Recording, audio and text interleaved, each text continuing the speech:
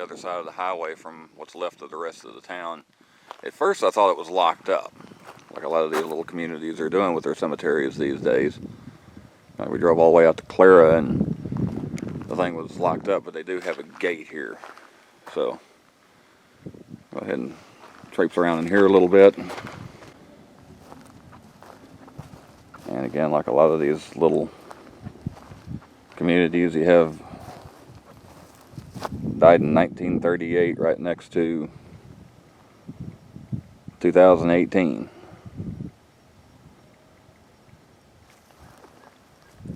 They must have been hit. Well, you have there, I don't know what the relation was, but you have someone there died just this last October. Very muddy out here. We've had a lot of rain recently. I have to be selective where I walk. Jim and Maggie Jackson, 1960 and 1950.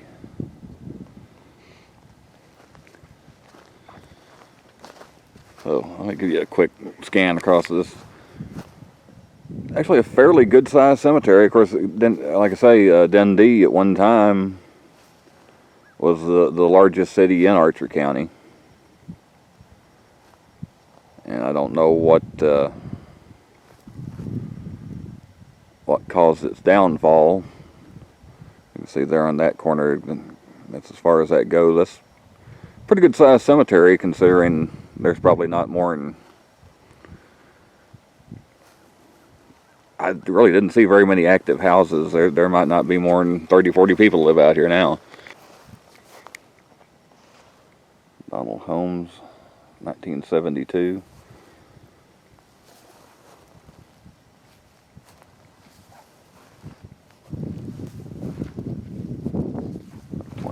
And 1999.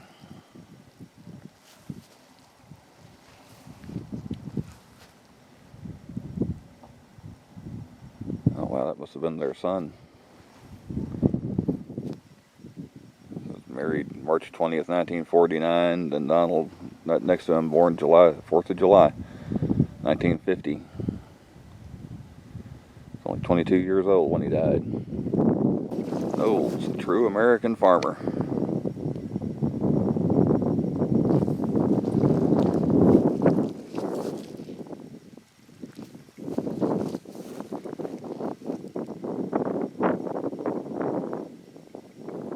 Married in 1930. Lorraine and George.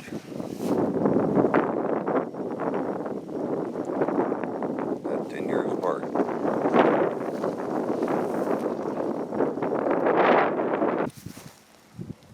Army veteran. Likely served in Korea.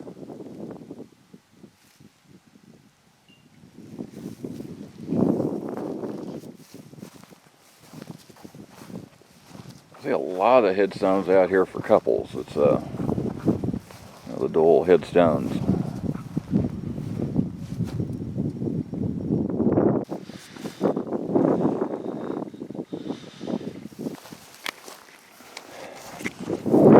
Flag broke. I stuck it back up there as best as I could. It's another World War II veteran.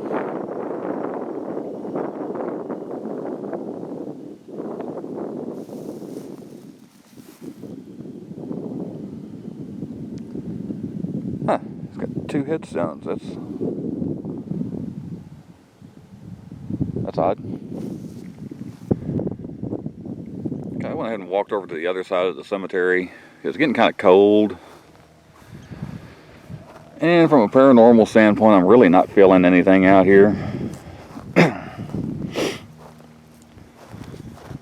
There's one with a little age to it. That's they were married in 1899.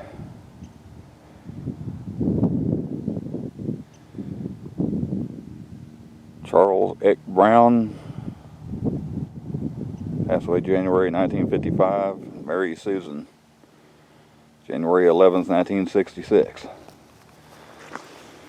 I was just sitting there thinking, it seems like I was expecting to see more really old ones. There's some with some age to them. This is Archie Covington, died 1961. And James Covington died 1956. So here's one that's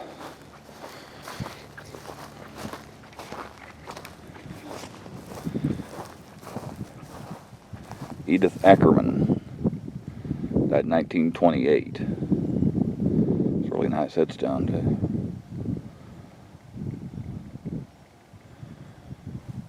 Okay, here we go. There's some older ones out. There's 1919.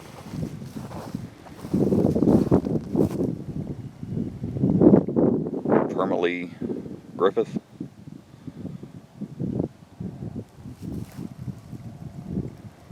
The one right next to her, Muriel Orangen,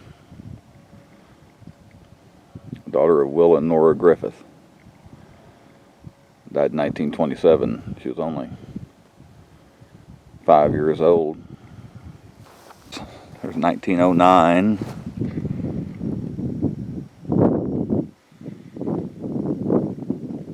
J.L. Baldwin. There's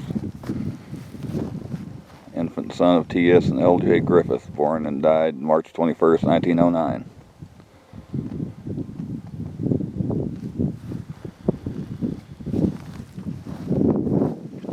Other veterans here. I'm going to go ahead and pick up their flags. Horace Burnett Delaney, 1963.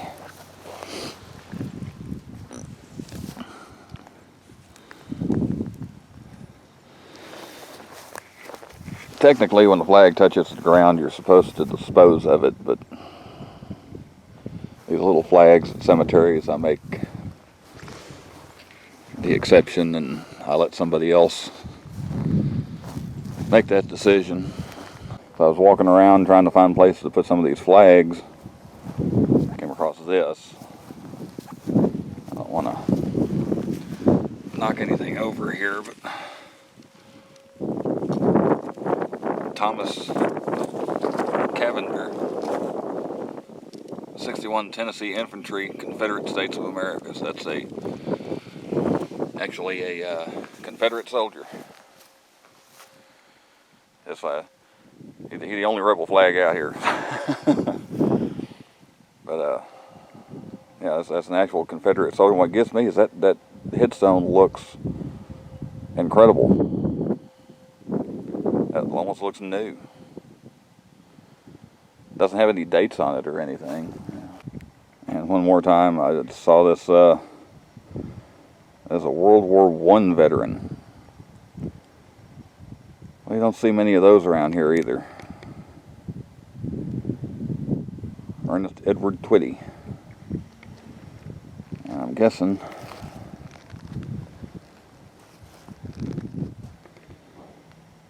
he's in one of these pictures here.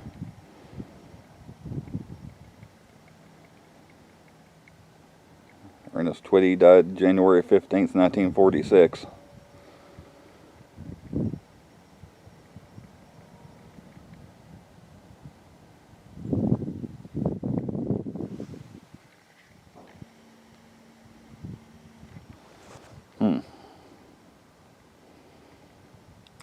Well, just that. I guess.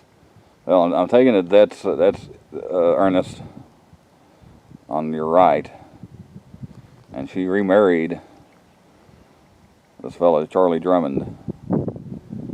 She couldn't decide who to be buried next to, so she just took both of them.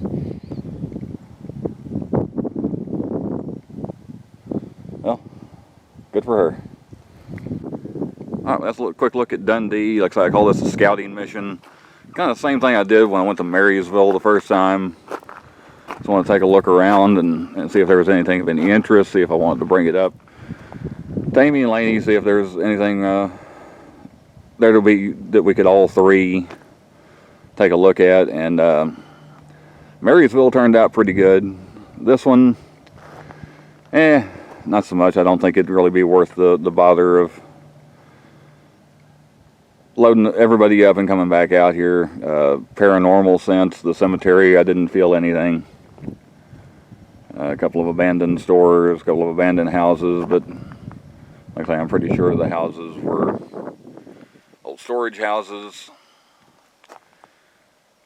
But just thought I'd bring you along, kind of show you what I did, how I did this. And well, I hope you enjoyed it. Thanks for watching, and I'll see you next time.